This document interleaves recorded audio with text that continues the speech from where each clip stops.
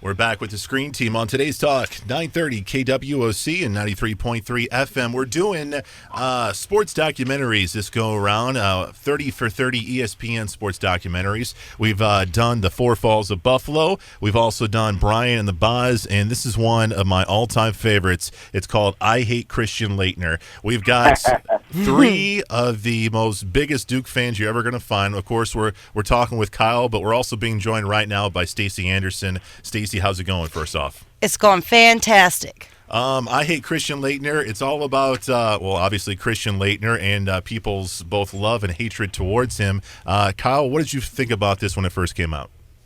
I laughed because I thought either they're going to do Duke right and talk about their dominance in the 90s and how flawless of a college player he was, but also hoping at the same time that they would also talk about just the massive disdain and the origin of Duke hate came from. That still remains to this day. It's a beautiful thing. Stacey, what did you think about the documentary when you first saw it? I liked how they handled it. I was kind of afraid it was gonna make me mad, but I did laugh and I cheered him on, and yeah, I was glad to watch it. One of the most interesting points I thought through this whole documentary was there was the 5 points of hatred towards Christian Laettner, and one of the most interesting points I saw was racism with Christian Laettner, which you didn't really think. Okay, he's white. There shouldn't be a lot of racism with Christian Laettner, but there was on the basketball court.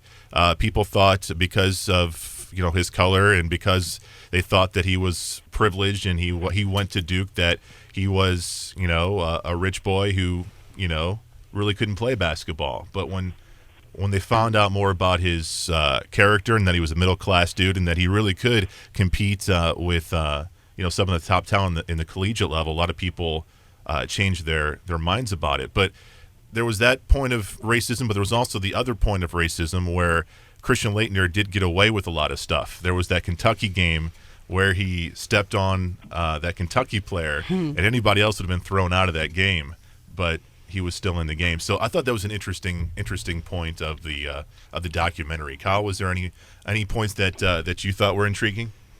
When I was watching that, and they got to the whole white portion, it got me thinking about how he did get away. He did get some calls in his favor, or some were brushed by. That other players would get called for, like in the Elite Eight game or the Final Four against Kentucky. He totally did get away with that. But it's this whole stigma that for years Duke does not win with a lot of black players, which is honestly that's really ridiculous. You take a look at guys like Grant Hill over the years and other great, players of color that have played at Duke, but it's this whole stigma of they don't win with so-called black players, if you will, like the Allen Iversons of the world, I suppose, if that's what they meant. Also, the privilege of it being a private college dominating on such a huge level within the area of the other schools like North Carolina State. Those were big public schools, and there was this stigma of we put our nose up to you, we're a private college, beating you at a big-time sport. Now, Stacey, there was another point on the Christian Laettner hatred scale, and one of them had to do with him being a bully. And not only was he a bully to people that were not on his team, but also to people that were on his team too, right? Yeah, and like we discussed, he was a bully, but not in like, I don't think he was shoving people in a locker kind of a bully. Yeah. He was that push you because he knew he only wanted to play with the best, and he knew how to get the best out of somebody. And either they didn't like it or they played harder, just to prove him wrong. Right. So there's bullying, and then there's just pushing someone to their limit, I guess, and that's what he did. He pushed everybody to their limit. He sure did. Even as I was in high school whenever he played, and I would watch those games, and I would be like, come on,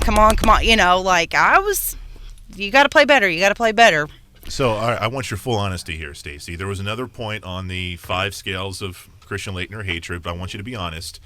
One of them was that he was attractive. Yes, he was. Yeah, I'm not going to lie. All right, cool. I just wanted to. That helped a lot. He kind of had that. He could smile and Yeah. whatever. He owned the model campus just by how hot he was. Yeah. Except for I look at that hair now, and I don't think was such a good idea. But whatever, it was the '90s. We'll let it go. What was an interesting point? I think ESPN or somebody in the documentary did a survey of the most hatred people in college basketball ever, and Christian Laettner hasn't played in 20 plus years, but he still won the overall bracket UL with I guess the finals were him and Tyler Hansborough.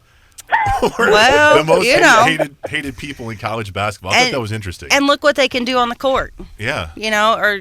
At least in college, that's what they did. They went out and dominated, and some people don't like that, and sometimes it's a lot of people who do not have what it takes to play there, so they just get mad because somebody else does. Yeah. Can I personally interject on a side note? The fact that I like Tyler, know him as a guy, he's a really good guy, but he definitely goes number one just because of the colors he wore. He was wearing many colors. True. He ruined my life for 4 years. It was depressing. Just want to point that out. All right, so I've got to ask a non-biased party in this. Both Stacy, myself, and Kyle, we all love Duke. We love all those early 90s teams, but there's one gentleman who's kind of sitting beside here who has kept his mouth shut, and that's Doug Anderson. Doug, you have a hatred towards Duke, but also a hatred towards Christian Laettner. Is that correct? Doug, just remember who cooks your dinner. UNLV. Enough said. Enough said. I give you that one. Okay, I'll have to give you that one. Because, man, that was a dominating team, too. It was. Very much so. Oh, my goodness. Nobody thought that anybody could beat them, especially Duke. Wow. Yeah. And they looking back at the time, oh, my God, I was so mad. And they were so smart about it. Get in foul trouble. And the best at foul trouble, to me, to this day, was still Bobby Hurley. Yeah. But Laettner, hated. Oh, my God. I couldn't stand that guy. Now, but Doug, would you actually happen to say for your generation, Christian was the most hated Dookie? My generation, undoubtedly, was J.J. Redick. Would you put him pretty high up there by comparison? I still have to say Laettner. But I think I actually hated Bobby Hurley more than I did Laettner. Just because of the sheer fact that he could act out a foul like nobody's business. Yeah. But then again, stuff like that would drive you nuts. But it worked. Yeah, he'd just drive you crazy. But the one thing about Christian Laettner's greatness, at least with the collegiate level, was the fact that he went to 4 straight Final Fours. He did. Absolutely. And, I don't know if anybody else did that. Or I know what, there might have been some of the guys from the UCLA teams in the 70s that did that, but that's a pretty amazing compliment. Mm-hmm. I do have a question. Yeah, definitely. What exactly happened to his career? In the he pro? was not, honestly, his skill did not translate completely to the NBA. Like, I hate saying this, most Duke players do not star as much in the pros as they do in college. They're complimentary players, they're role guys, and, with the exception of a Kyrie Irving, not too many of them are stars. He was an okay pro player. Well, Much and like Tyler. As much as I like Christian Laettner and enjoyed watching him play, I don't think the attitude that he had for college carried over very well. I don't think it went over very well in NBA. I think some of those guys were like, "Sit down, kid." Don't bring that attitude in here. You ain't been here long enough to have that. It's almost like a mirror image with Tyler Hansborough the same way. Big man on campus, but now you're here with the big boys. That ain't gonna fly here, kid. Yeah, you got to come in. You got to come in humble and hungry. Keep your mouth shut and do your Grant job. Hill did. But now I do. And on Tyler, with the comparison, he's had a nice career for the role he has, and he's done a good job. Laettner did that as well. I think he averaged about 12.5 points for his career, better than most. Yeah, that's true. Yeah. That's true.